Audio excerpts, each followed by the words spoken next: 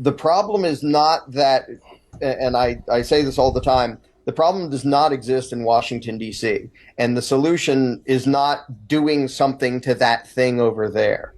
And a lot of people assume, and for some anarchists, it's actually true, a lot of people assume that anarchists want to go take the government and make it not be there. And that's not what I want. I want people to stop hallucinating that the gang of crooks in D.C. has any right to do anything. Because if you look at, you brought up the mafia, nobody imagines they have the right to rule. And that hugely restricts the amount of violence they can do. Now, mostly the mafia makes its money off of government-created black markets, prostitution, gambling, drugs, alcohol, and that was illegal. Because you can't run a gigantic extortion racket if your victims don't believe you have the right to do it and they have guns. Now, in the case of government, the problem is not that there's this big nasty gang. It's that the vast majority of the victims of this big nasty gang imagine an obligation to obey it because they imagine it to be authority. Nobody imagines mafia to be authority.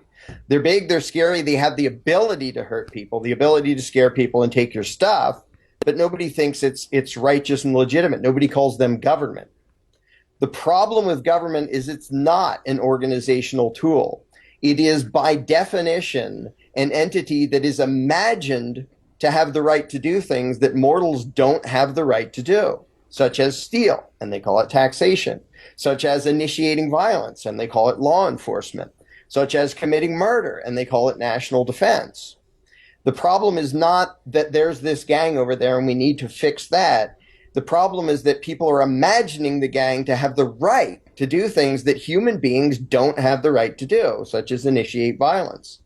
And I would use the example when people say, oh my gosh, if there wasn't a government, some other big gang would spring up and beat us up. Imagine, put yourself in the position where, okay, you're the bad guy, and I'm going to give you about 100,000 people, only 2,000 of them are armed. It's your job to rob 100 million people of a huge chunk of what they earn every year. You only have 2,000 armed agents and then a bunch of paper pushers. How would you rob 100 million people? There is only one way you can do it.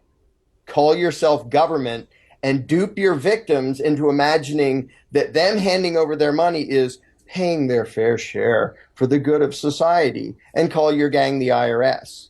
But if the victims of the IRS stopped imagining law and authority and government to be real and just recognize it as a gang of thugs, they could ignore the IRS out of business overnight because the victims outnumber the perpetrators a gazillion to one. It is only the belief in the legitimacy of the ruling class, the belief that we are obligated to obey it because it's authority.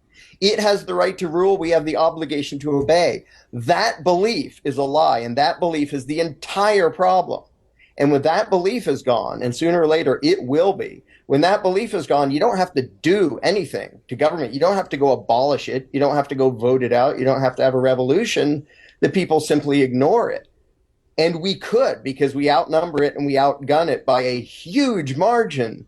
But most of the victims imagine an obligation to obey the gang of crooks in D.C. When that changes, the world changes. Until then, revolutions don't do any good. You knock it over, we'll put up another one, because as long as people still believe that government can be legitimate, they'll bicker over who should sit on the throne and what kind of throne it should be, parliament or a Congress or a king or whatever.